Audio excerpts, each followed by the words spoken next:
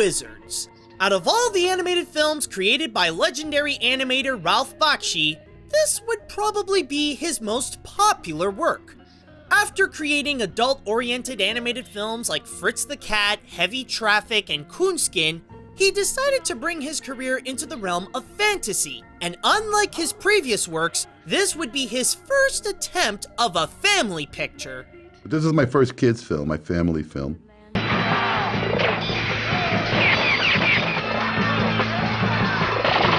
Keyword being attempt. However, ever since its release in 1977, the movie got a massive cult following. So much so that it's often been used as a subject of many art pieces, cosplays, and had some of its audio sampled in a few songs. At the very least, if it's not Bakshi's best, then it certainly is one of his most influential works. But now that it's time that we enter into the wizarding world of, well, wizards, will it truly show us a world of peace and magic? Or is this nothing but pointless propaganda? Let's find out. The story. As it is Bakshi's first fantasy film, the ultimate goal of the movie is to create this original new world. Set after a nuclear war that destroyed the Earth, the planet has now become a land inhabited by mythical creatures like elves, dwarves, and fairies, and mutants that have been disfigured by the radioactive environment. In there, the Queen of Fairies had a pair of twins, one that is good named Avatar, and an evil-minded one named Black Wolf. After the twins fought each other when the Queen died and Avatar won, the world has become a giant war between magic versus machines. Let me start this off by saying that I applaud this movie for its originality. You can tell that Ralph Bakshi worked hard to develop this entire world, where it does contain some of the typical fantasy elements like the magic and its creatures, but also connects itself to the world that we live in now, allowing it to show some familiarity, but still has the freedom to create its own rules. Another great element in the film is the message on propaganda. How it can be used both as a motivator to have twisted-minded people follow an evil agenda, and a weapon to traumatize the minds of others to fill them with fear and dread. Which is why Black Wolf's ultimate weapon is, believe it or not, a film projector showing old footage of Nazis in World War II.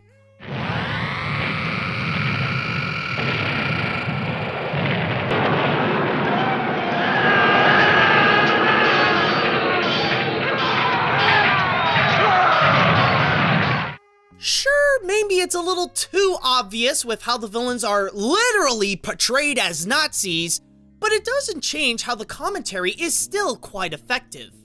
With all that said though, as great as these ideas are, when executing them into a story for a movie, that's where things start to fall apart. Yes, the film's main focus is on crafting the world, but it can often feel like it's the only thing that it's focusing on.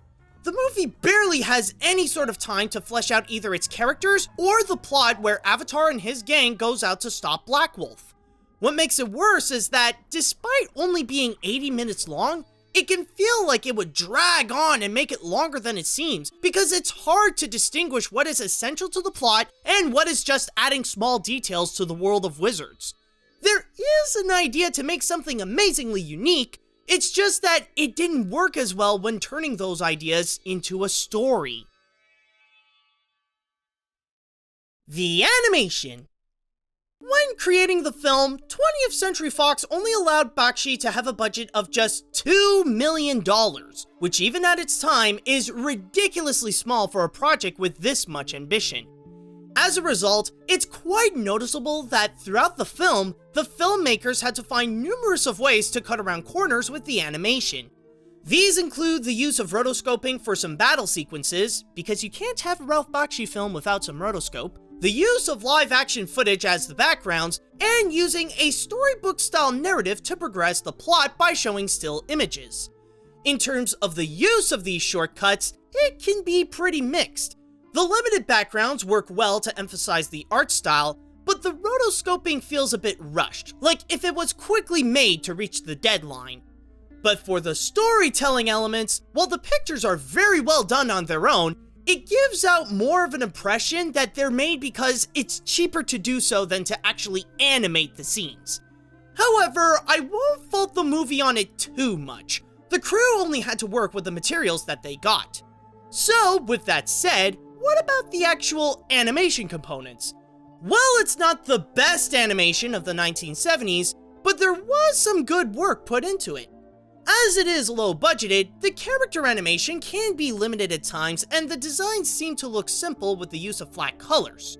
On the other hand though, when the backgrounds are not footage, they're really nice to show this dystopian fantasy world. The character designs are still nicely drawn with how they differentiate the creatures, and some of the fight scenes are really intense.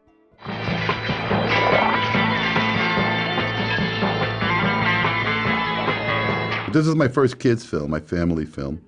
Although it is far from great and there are plenty of setbacks due to a small budget, the animation still delivers some nice imagery. The characters. This is where the big problem of the movie would have some consequences. Like I said before, this movie is so focused on creating this epic fantasy world that the characters inhabit that it forgot to handle the characters with as much care as that world.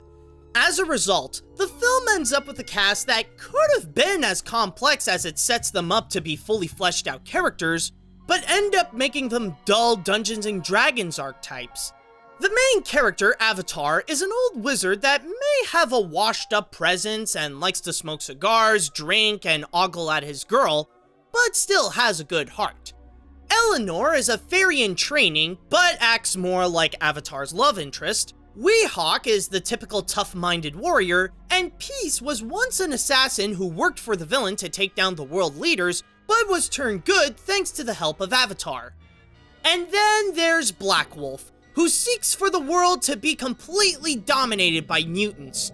He's the representation of using machines, where Avatar represents using magic, where he harnesses the powers of weapons like guns and tanks to take down his enemies with fear. As for the rest, while the film does feature a large cast of characters that Avatar and the gang interact with, they only have a few minutes to show off and then get swiped out for the rest of the film. Sometimes even literally. Arise, you fools! Hey, what's that? Assassin! Technology! But this is my first kids film, my family film. However, the saddest thing about these characters is that they do have a strong amount of potential. If the film took more time to look into the cast, they would be a lot more memorable and their role would have a much bigger impact than to just stop the bad guy. I wouldn't say there was anyone that was unlikable or anything like that. It's just the characters feel more like wasted opportunities.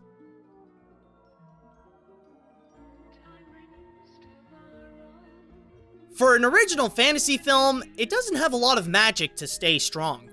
Wizards is a movie that contains a large mix of elements that are both great and poorly made. On one hand, the story is barely existent, the low budget can often present its limits, and the characters are not developed enough to be memorable. However, it does contain some substance with a highly creative original fantasy world, animation that has its decent moments, and a strong commentary on propaganda. If you're someone who admires the works of Ralph Bakshi, or enjoy exploring big fantasy worlds like Middle-earth or Narnia, then this might be worth a watch. In fact, if you're just curious about the film's cult status in general, then have a look for yourself to see what the major appeal is. Sure, Ralph can do a lot better than this, but like his attempt to make a movie for the whole family, all we can do is just look at it and say, at least he tried.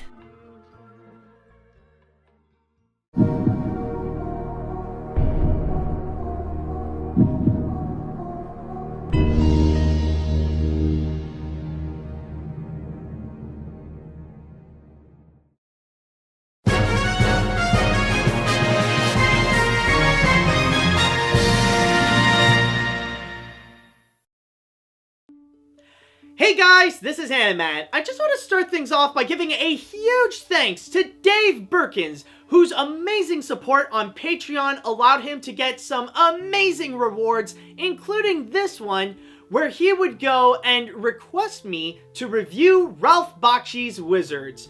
And I will say that after watching this, I think right now I actually do understand the appeal of Wizards. Like, why is it that nowadays it's actually a cult classic among people?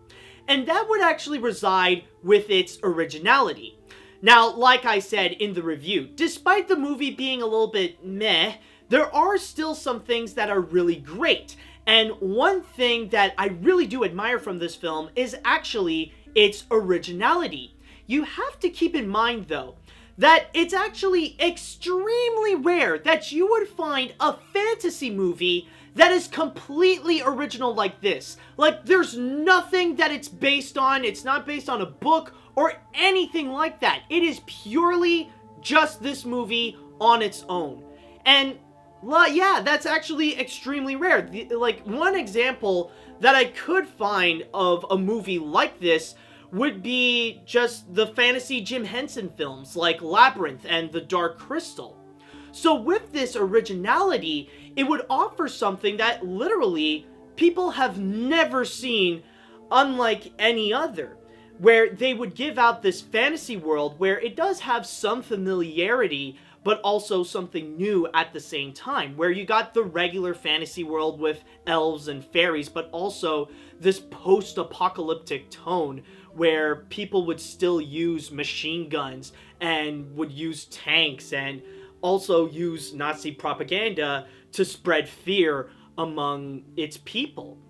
And on top of that, it really is kind of this massive combination of the common or like the current war that we would normally envision right now, like the reality of war, and like a battle with this fantasy world. So it's a combination of these two. So it does have the appeal both for the fantasy world and the post-apocalyptic world combined into one.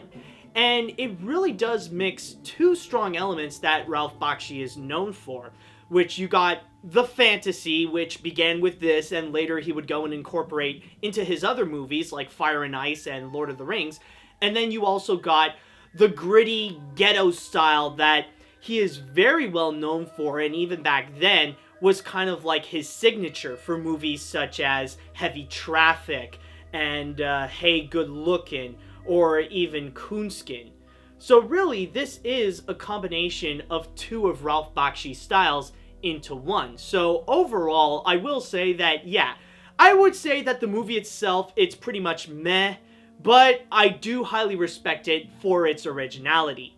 So with all that said and done, now that I am over with Wizards, it is now time that we go and move on to the animation hat. Did one of them fall down? Yeah, hold on a sec.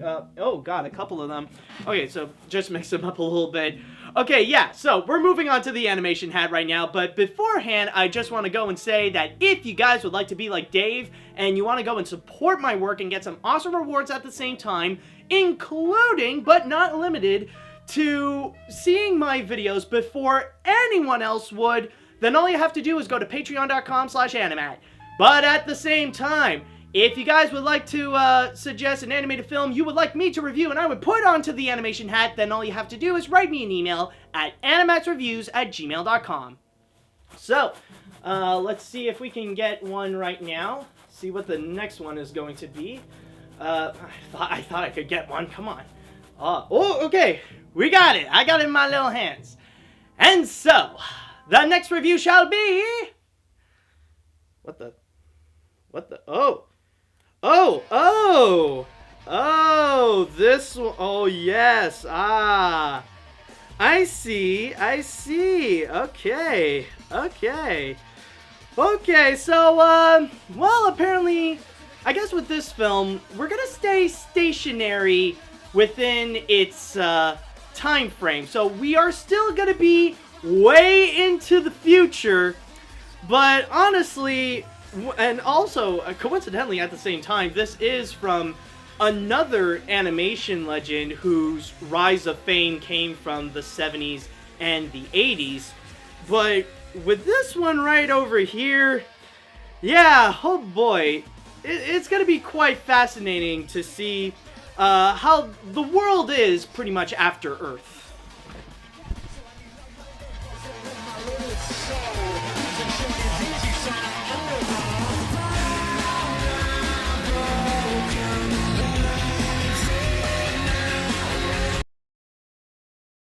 I'm glad you changed your last name, you son of a bitch. But this is my first kids film, my family film.